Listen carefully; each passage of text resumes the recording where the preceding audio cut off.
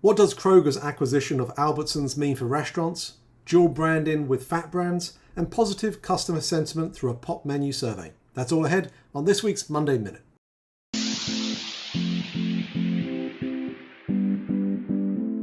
Monday Minute works like this. We're going to ask each other 5 questions about news headlines that have caught our attention about the worlds of restaurants, off-premise, and technology that in some way line back to our book, Delivering the Digital Restaurant. Are you ready? Let's go.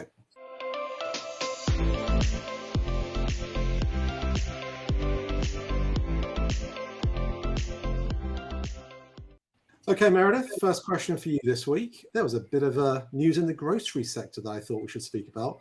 A certain company called Kroger's acquiring another small company called Albertsons. Big deal, small deal? Tell us about it. And what does it mean for restaurants?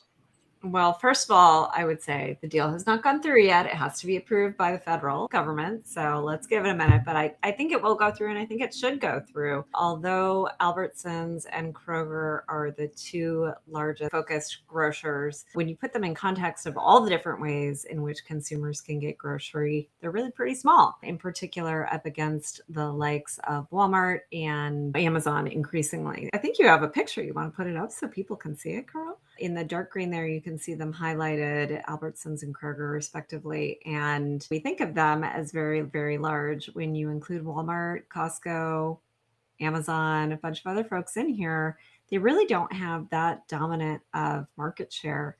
And I think that speaks to why they're potentially combining as the world shifts to more digital. And all kinds of companies, including grocery stores, need to make larger and larger investments in technology. It is helpful to have a larger store base over which to leverage those costs. The two of them coming together makes all the sense in the world. Of course, Kroger has been doing a lot of innovation on the tech front with things like smart carts and, of course, their deal with Kitchen United, trying to reverse the long-term shift of American consumer spend first from grocery to restaurants, which of course restaurants came out this year estimated 55% of food spend, but then second from in-store to a much more digital environment. So to me, having the two of them together makes all the sense in the world for the two of them. Now, what does it mean for restaurants? Well, first of all, it certainly means that there will be a stronger competitor who is putting more time, effort, and attention toward things like prepared foods and technology, which Kroger has been big on both in an effort to compete more effectively with restaurants. So hopefully that means, at least for them, there'll be a larger force to be reckoned with. And then the second thing it potentially means is that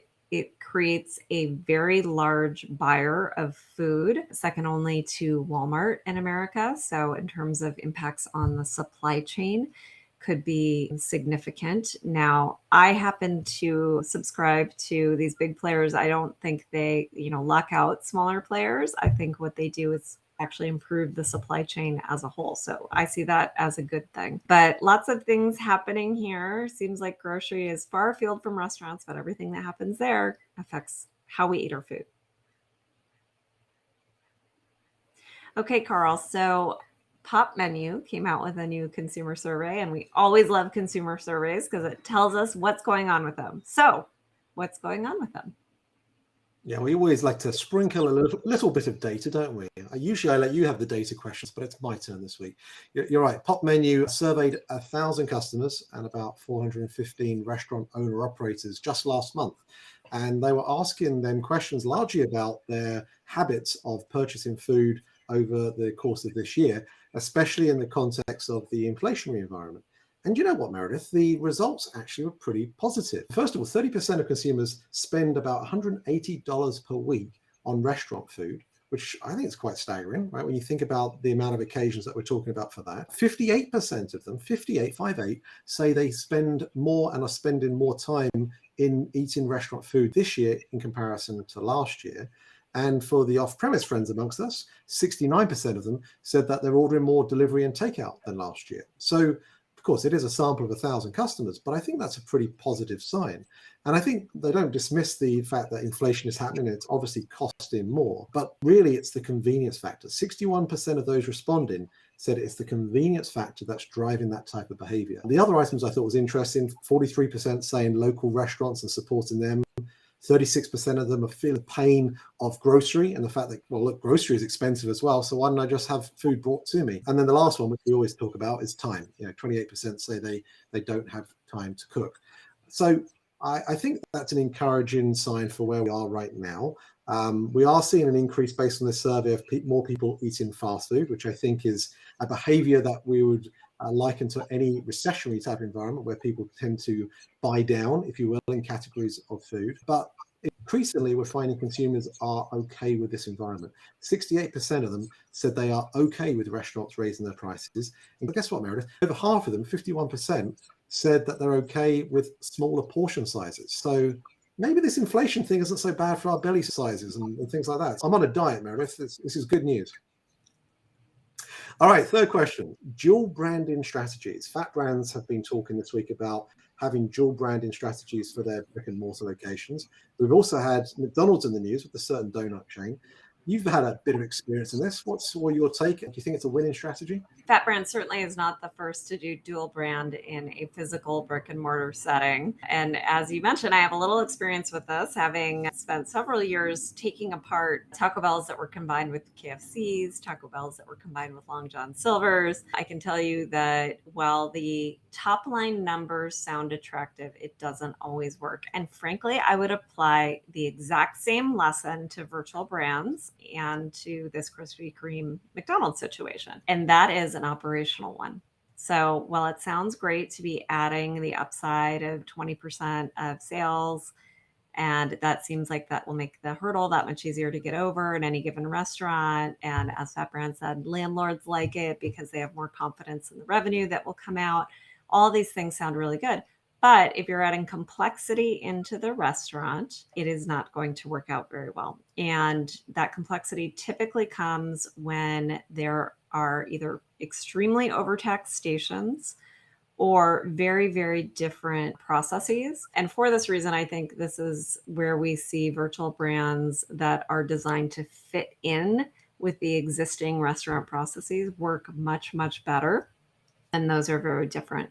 Now, Fat Brands has a portfolio of many different brands. So hopefully the wise folks over there at Fat Brands are thinking about that as they pull different brands from the portfolio to put them together. If not, it's my tip for you guys. Definitely be mindful of the operations as you're going after that revenue upside.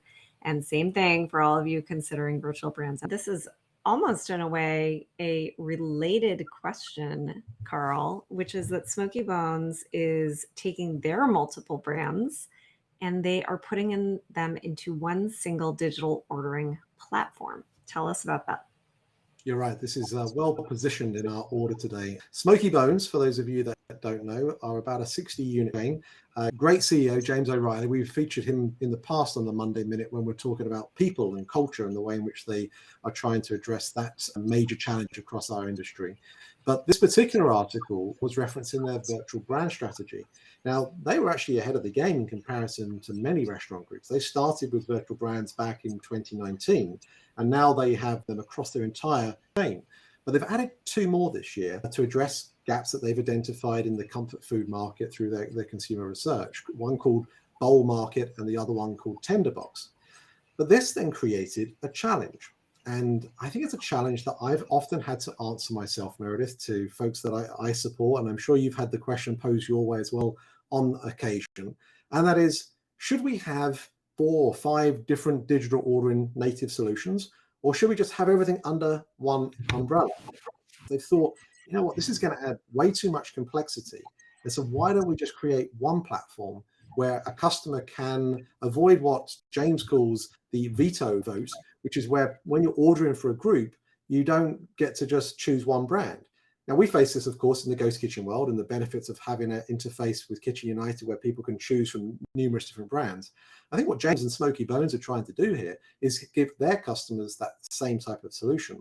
They've partnered up with a company called To Go Technology. It's taken them about a year to develop, but now customers are able to go onto their interface and to be able to just choose along the top any of the brands and then order that in one basket, which of course then drives efficiencies, but also widens the customer's level of choice.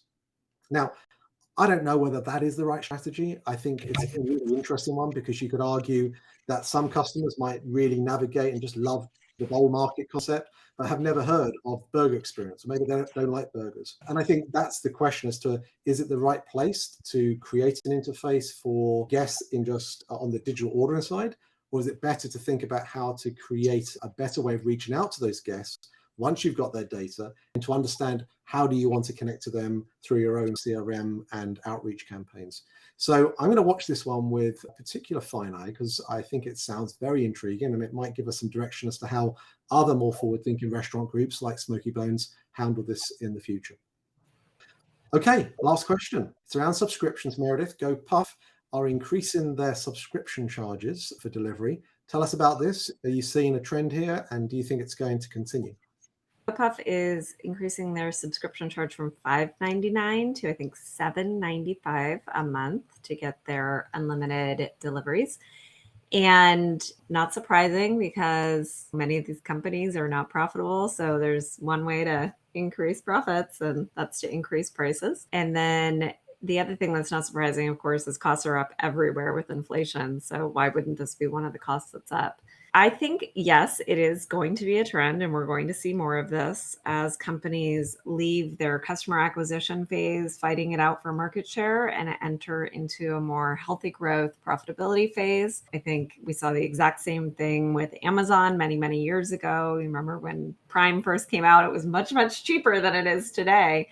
And when they raised the price, did you drop it? You did not. Did you say anything? You did not. Were you annoyed? Maybe, but you had gotten so used to it that you were willing to pay for it because you had come to value it. And I think that's the bet that GoPuff is taking here, is that the people who pay for it value it. And so they'll be willing to pay more for it. Now, it will be interesting to see if that is true, and if, let's say if, knock wood, start to have a softening in their budgets, if their economic outlook is not so good, if their unemployment rates go up nationally, or if we see wage inflation stop and start to stall out, then maybe higher prices on what some might consider a luxury are not the smartest thing. But I think for now, they've got a lot of runway, and I would expect to see a lot of other people doing something similar. That's it for this week's Monday Minute. Thank you, as always, for listening. If you have any questions, any comments that you have about today's articles, or anything that you'd perhaps like us to feature on a future Monday Minute, feel free to reach out, either comment below or contact either Meredith or I on LinkedIn, or through our website at learn.delivery. But thank you, as always, for listening, and we'll speak to you next time. The Monday Minute is available for you to follow and subscribe wherever you listen to your podcast. Watch us on YouTube and follow us on all our social media Learn.Delivery channels. Thanks for listening.